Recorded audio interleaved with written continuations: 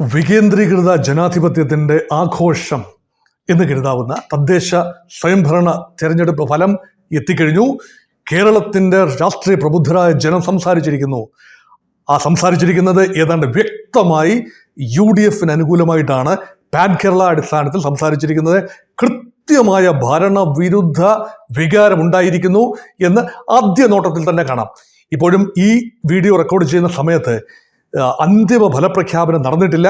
ഫലപ്രഖ്യാപനത്തിൻ്റെ അവസാന നിമിഷങ്ങളിൽ കൂടിയാണ് ഇപ്പോൾ കടന്നു പോകുന്നത്. അവിടെ UDFൻ്റെ ഒരു തേർവാഴ്ച കാണുന്നു ഏതാണ്ട് മിക്ക ഇടങ്ങളിലും. അതേസമയം ഒരു ജില്ല തിരിച്ചുള്ള കണക്കുകൾ നോക്കുമ്പോൾ LDFനും BJPക്കും ആശ്വസിക്കാൻ ചില വകുപ്പുകൾ അവശേഷിപ്പിച്ചുകൊണ്ട് പൊതുവെ UDFൻ്റെ ഒരു മേൽക്കൈയാണ്. ഈ വീഡിയോയുടെ ഇതിവൃത്തം UDFൻ്റെ മേൽക്കൈയുടെ അടിസ്ഥാന ഘടകങ്ങൾ എന്തെല്ലാമാണ്? What have they done right? UDF എപ്പോഴും പിഴച്ചിരുന്നത് സംഘടനാ ദൗർബല്യമാണ്.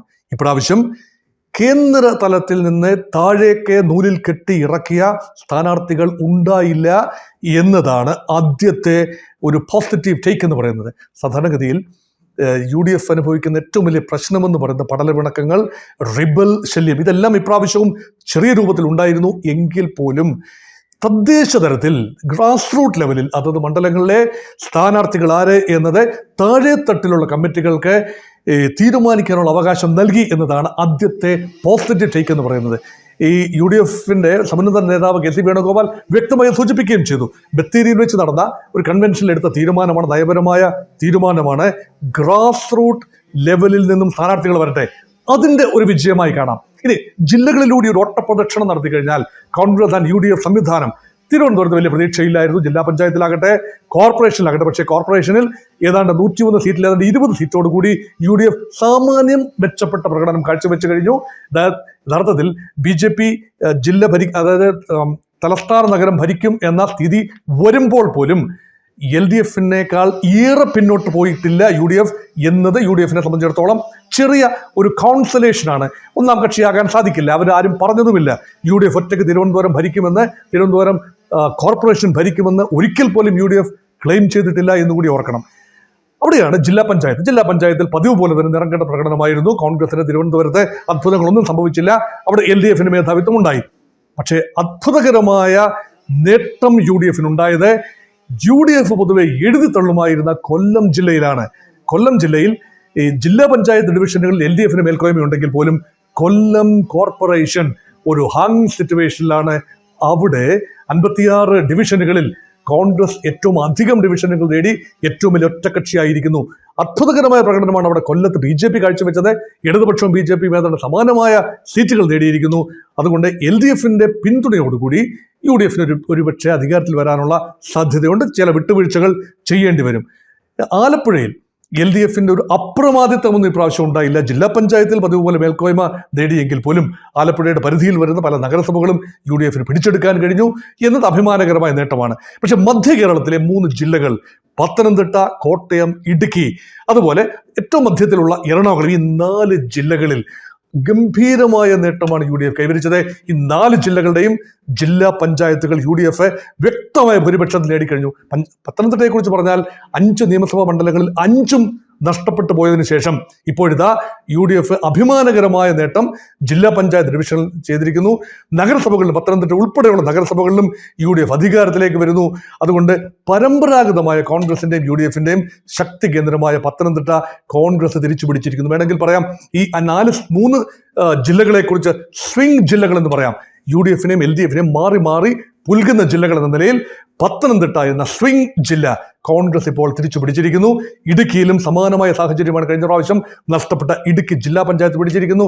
ഇടുക്കിയിലെ PJ ജോസഫിന് തട്ടമായ തൊടുപുഴ ഉൾപ്പെടെയുള്ള നഗരസഭകളുടെ ഭരണത്തിലെത്തിയിരിക്കുന്നു. അത് വലിയ നേട്ടമായി UDFന് കരുതാവുന്നതേ ഉള്ളൂ. കോട്ടയമാണ് കേരളം ഏറ്റവും അധികം മുന്നണി രാഷ്ട്രീയം സാഹൂതം വീക്ഷിക്കുന്നവർ ഏറ്റവും അധികം ആകാംക്ഷയോടെ കാണുന്ന ഒരു സ്ഥലമാണ് കോട്ടയം. LDFന്റെ 2 കക്ഷികൾ CPMഉം കേരള കോൺഗ്രസ് മാണി വിഭാഗവും 9 സീറ്റുകളിൽ മത്സരിക്കുന്നു. പക്ഷേ അവിടുത്തെ സ്ട്രൈക്ക് റേറ്റ് വളരെ മോശമാണ്. UDF സംവിധാനം, കേരള കോൺഗ്രസ് ജോസഫ് ഗ്രൂപ്പും കോൺഗ്രസും അടങ്ങുന്ന UDF സംവിധാനം വ്യക്തമായ മേൽക്കൈ നേടിയിരിക്കുന്നു. ജില്ലാ പഞ്ചായത്തിൽ കോട്ടയം നഗരസഭ ഉൾപ്പെടെയുള്ള പല സ്ഥലങ്ങളിലും UDFന്റെ കാൻഡിഡേറ്റ് വ്യക്തമായ മേൽക്കൈ നേടിയിരിക്കുന്നു. ഇതിന് സൂചന എന്താണ്?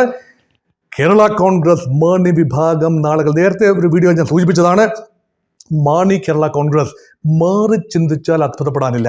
ഭരണത്തിൽ തുടരാനാണ് അവർക്ക് ആഗ്രഹമെങ്കിൽ ഒരുപക്ഷെ UDF ജയിച്ചു വരുന്നു എന്ന ഏർലി പ്രതീതി നിയമസഭാ തെരഞ്ഞെടുപ്പിൽ ഉണ്ടാകുന്ന ഒരു ഘട്ടത്തിലാണ് ഇപ്പോൾ നിൽക്കുന്നത്. അതുകൊണ്ട് പരമ്പരാഗതമായി UDFിനോടൊപ്പം നിന്നിരുന്ന കേരള കോൺഗ്രസ് വോട്ടുകൾ അത് UDFിലേക്ക് സ്വാംശീകരിക്കാനാണ് സാധ്യത.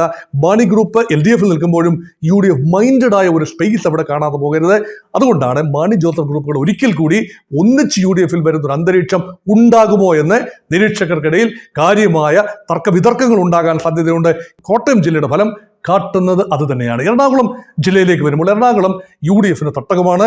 കഴിഞ്ഞ പ്രാവശ്യം കപ്പിനും ചുണ്ടിനും ഇടയിൽ നഷ്ടപ്പെട്ടതാണ് എറണാകുളം കോർപ്പറേഷൻ. ആ കോർപ്പറേഷൻ വ്യക്തമായ ഭൂരിപക്ഷത്തോടുകൂടി കോൺഗ്രസ് പാർട്ടി UDF തിരിച്ചു പിടിച്ചിരിക്കുന്നു. LDF കാര്യമായ നേട്ടമുണ്ടാക്കാൻ കഴിഞ്ഞിട്ടില്ല. NDAക്ക് ചില പോക്കറ്റുകളിൽ നേട്ടമുണ്ടാക്കാൻ കഴിഞ്ഞു എന്നത് ശരിയാണ്. ജില്ലാ പഞ്ചായത്തിലെ ഭൂരിപക്ഷം ഡിവിഷനുകളും കോൺഗ്രസ് പാർട്ടിയും UDFും നേടിയിരിക്കുന്നു എന്ന് പറയുമ്പോൾ തെക്കൻ കേരളത്തിന്റെ സമഗ്ര ചിത്രത്തിൽ LDFിന്റെ ട്രഡീഷണൽ സ്ട്രോങ് ഹോൾഡ് കുറെയൊക്കെ നിലനിർത്തി, ചിലതെല്ലാം നഷ്ടപ്പെടുത്തുകയും ചെയ്തു. പക്ഷേ UDFിന് മൊത്തത്തിൽ തെക്കൻ കേരളത്തിൽ നേട്ടമായിരുന്നു. വടക്കൻ കേരളത്തിലേക്ക് വരുമ്പോൾ UDFിന്റെ വലിയ പ്രതീക്ഷയായിരുന്നു തൃശ്ശൂർ നഗരസഭ, അതായത് കോർപ്പറേഷൻ. തൃശ്ശൂർ കോർപ്പറേഷൻ കഴിഞ്ഞ പ്രാവശ്യം ഒരു സീറ്റിന് നഷ്ടപ്പെട്ട തൃശ്ശൂർ കോർപ്പറേഷൻ വർഗീസ് ചെയർപേഴ്സണായിട്ട് മാറുകയും അവിടെ LDFിന് തിരിച്ചടി നേരിട്ടു.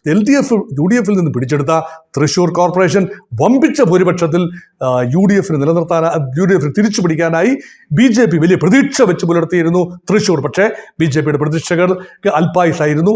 ഏതാനും വാർഡുകൾ പിടിച്ചെടുത്തു എന്നതല്ലാതെ കാര്യമായ ചലനമുണ്ടാക്കാൻ കഴിഞ്ഞിട്ടില്ല. വ്യക്തമായ ഭൂരിപക്ഷമാണ് തൃശ്ശൂർ ജില്ലയിലെ ആകമാന ചിത്രത്തിൽ. LDFിന് സാമാന്യം അഭിമാനിക്കാം. ഡിവിഷനുകൾ, പഞ്ചായത്തുകളിൽ ചില ഭൂരിപക്ഷം പഞ്ചായത്തുകളിലും ബ്ലോക്കിലും ഒക്കെ തന്നെ LDFിന് മേധാവിത്വം ഉണ്ടാക്കാൻ സാധിച്ചു. ജില്ലാ പഞ്ചായത്തിലും അങ്ങനെ തന്നെയാണ് അവസ്ഥ. എന്നാൽ പാലക്കാട്ടേക്ക് വരുമ്പോൾ ചുവപ്പിന്റെ തട്ടകമാണ് പാലക്കാട്. പക്ഷെ പാലക്കാട് നഗരസഭയിൽ ഇടതുപക്ഷത്തിന് കാലിടറി.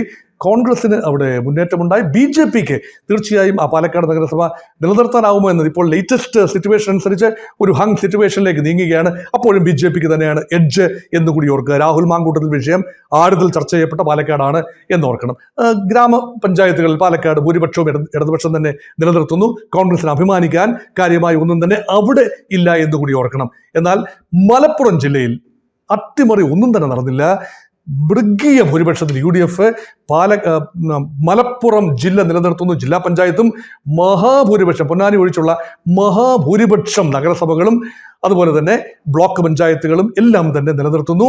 അതാണ് മലപ്പുറം ജില്ലയുടെ സമഗ്ര ചിത്രം. അത് മുസ്ലിം ലീഗിന്റെ തേരിലേറെയാണ്. മുസ്ലിം ലീഗ് കോൺഗ്രസും തമ്മിലുണ്ടായ ചെറിയ രീതിയിലുള്ള പഠന പിണക്കങ്ങൾ അതൊന്നും തെരഞ്ഞെടുപ്പിൽ കാര്യമായി പ്രതിഫലിച്ചതായി കാണാനില്ല.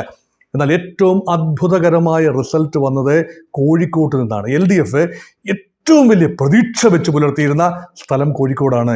കോഴിക്കോട് കോർപ്പറേഷൻ എന്തു വിധേനയും LDF നിലനിർത്തും എന്നതായിരുന്നു പ്രവചനം. പക്ഷേ ഇപ്പോഴും LDFും UDFും തമ്മിൽ ഏതാണ്ട് സമാസമം നിൽക്കുന്ന ഒരു ഘട്ടത്തിലാണ്. LDFിന് മുൻതൂക്കമുണ്ട് എന്ന് പറയുമ്പോഴും ഒറ്റയ്ക്ക് LDFിന് കോഴിക്കോട് ഭരണത്തിൽ വരാനുള്ള സാധ്യത കുറവാണ്. BJP അവിടെ നേട്ടം കൈവച്ചിരിക്കുന്നു.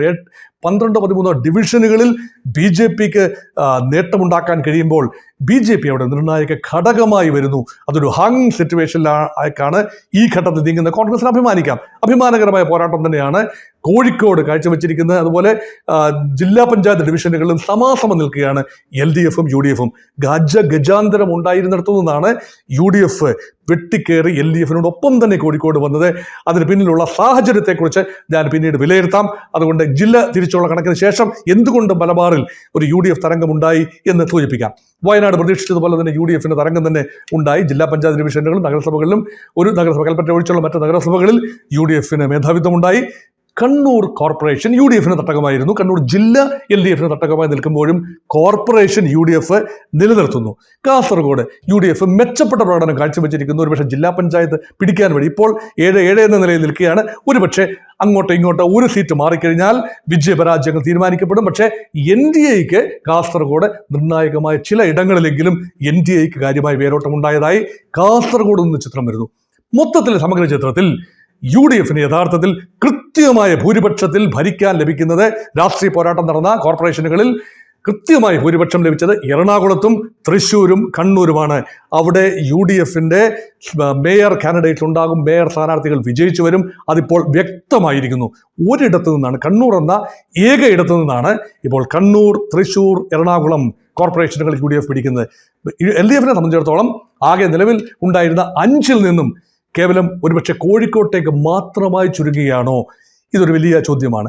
NDAയെ സംബന്ധിച്ചിടത്തോളം തിരുവനന്തപുരം കോർപ്പറേഷൻ പിടിച്ചെടുക്കാൻ കഴിയുന്നു എന്നത് അഭിമാനകരമായ നേട്ടം തന്നെയാണ്. മൊത്തത്തിൽ നോക്കുമ്പോൾ UDFന് വിജയത്തിൽ ഫോർമുലയായി വന്നത് 2 ഫാക്ടേഴ്സാണ്. ഒന്ന്, LDFന്റെ നെഗറ്റിവിസ്റ്റ് ക്യാമ്പയിൻ, രാഹുൽ മാങ്കൂട്ടത്തിലിനെ മുഖ്യ കഥാപാത്രമായി അവതരിപ്പിച്ചുകൊണ്ട് ആ ഒരു നെഗറ്റിവിസ്റ്റ് ക്യാമ്പയിനിൽ രാഹുൽ മാങ്കൂട്ടത്തിൽ എന്ന വ്യക്തി ചെയ്ത കാര്യങ്ങൾ, ആ വൈകൃതങ്ങൾ, അതിനെ വോട്ടാക്കി മാറ്റാൻ കഴിയും എന്ന് ചിന്തിച്ചപ്പോൾ LDFന്റെ തന്നെ പല വികസന പ്രവർത്തനങ്ങൾക്കും വേണ്ട രീതിയിൽ ട്രാക്ഷൻ ലഭിക്കാതെ പോയി. ജനങ്ങളിലേക്ക് ആ ഡിബേറ്റ് മുഴുവൻ സംസ്ഥാന വ്യാപകമായി ഉണ്ടായ പൊളിറ്റിക്കൽ ഡിബേറ്റിൽ എല്ലാം തന്നെ LDF ആവർത്തിച്ച് പറഞ്ഞത് സ്ത്രീ സുരക്ഷയും രാഹുൽ മാങ്കൂട്ടത്തിലുമാണ്. അതുകൊണ്ട് ഒരു വിരൽ UDFന്റെ നേതാവ് രാഹുൽ മാങ്കൂട്ടത്തിന് നേരെയും UDFന് നേരെയും ചൂണ്ടുമ്പോൾ മറ്റ് 4 വിരലുകളും തങ്ങൾ തന്നെ മറച്ചു പിടിച്ചിരുന്ന തങ്ങളുടെ തന്നെ സ്ത്രീ വീടുകൾക്ക് നേരെ നീങ്ങുന്നു എന്നത് മനസ്സിലാക്കാൻ LDFന് കഴിഞ്ഞില്ല എന്നതാണ് അതിൻ്റെ ഏറ്റവും വലിയ കാര്യം. അതുകൊണ്ട് UDFന്റെ വിജയത്തിന്റെ പ്രധാന കാരണം LDFന്റെ ഒരു നെഗറ്റിവിസ്റ്റ് ക്യാമ്പയിൻ ആണെന്ന് കാണാം. രണ്ടാമത്തെ ഒരു പ്രധാന കാരണം ഭരണവിരുദ്ധ വികാരമാണ്. ആ ഭരണവിരുദ്ധ വികാരം ഏതാണ്ട് വൻതോതിൽ നഗരകേന്ദ്രീകൃതമായിട്ടെങ്കിലും UDFലേക്ക് സ്വാംശീകരിച്ചു. ചെറിയ രീതിയിൽ തിരുവനന്തപുരം ഉൾപ്പെടെ BJPക്ക് പ്രയോജനം ലഭിച്ചു. ശക്തമായ ഭരണവിരുദ്ധ വികാരമാണ്. അതിൻ്റെ കുന്തമുനയായത് ശബരിമല വിവാദം തന്നെയാണ്. ഐസിംഗ് ഓൺ ദ കേക്ക് എന്ന് വേണമെങ്കിൽ പറയാം. ഭഗവാന്റെ സമ്പത്ത് ഈ ദേവസ്വം ബോർഡിലെ ഉന്നതർ ഉൾപ്പെടെ ഒത്താശ നിന്നുകൊണ്ട് കട്ടുകൊണ്ടുപോയി എന്ന് പറയുമ്പോൾ വിശ്വാസ സമൂഹവും സാധാരണ ജനവും അതിനോട് സഹിക്കാനും ക്ഷമിക്കാനും സാധ്യമല്ല എന്ന നിലപാടായിരുന്നു. അതുകൊണ്ട് രാഹുൽ മാങ്കൂട്ടത്തിൽ എന്ന ഒറ്റപ്പെട്ട വിഷയത്തിന് ലഭിച്ചതിനേക്കാൾ കൂടുതൽ ഗൗരവപരമായ പരിഗണന ശബരിമല സ്വർണ്ണപ്പാളി വിവാദത്തിൽ ലഭിച്ചു. അത് മാത്രമല്ല LDF നേതാക്കൾക്കെതിരെയൊക്കെ ഉണ്ടായ, മുഖ്യമന്ത്രിയുടെ കുടുംബത്തിനൊക്കെ എതിരെയൊക്കെ ഉണ്ടായ പല നീക്കങ്ങളും ഇപ്പോൾ നെഗറ്റീവായി LDFനെ ബാധിച്ചതിൻ്റെ പ്രയോജനം UDFനെ ഏറ്റെടുക്കാനായി മൊത്തത്തിൽ UDFനെ അഭിമാനിക്കാവുന്ന ഒരു തെരഞ്ഞെടുപ്പാണ്. നിയമസഭാ തെരഞ്ഞെടുപ്പിലേക്ക് ധൈര്യപൂർവ്വം മാർച്ച് ചെയ്യാവുന്ന ഒരു മാനസികാവസ്ഥയിൽ എത്തി നിൽക്കുന്നു. ഏക ദൗർബല്യം ഇനിയിപ്പോൾ മുഖ്യമന്ത്രി സ്ഥാനാർത്ഥി ആര് എന്നതിനെക്കുറിച്ച് VD സതീശൻ ക്യാമ്പും രമേശ് ചെന്നിത്തല ക്യാമ്പും KC വേണുഗോപാൽ ക്യാമ്പും ഇനി മറ്റേതെങ്കിലും ക്യാമ്പുകൾ ഉണ്ടാകുന്നെങ്കിൽ അവരും തമ്മിലുള്ള ചക്കളത്തി പോരാട്ടം ഉണ്ടായില്ല എങ്കിൽ UDFന് ശുഭകരമായ കാര്യത്തിലാണ് ഇപ്പോൾ എത്തി നിൽക്കുന്നത്.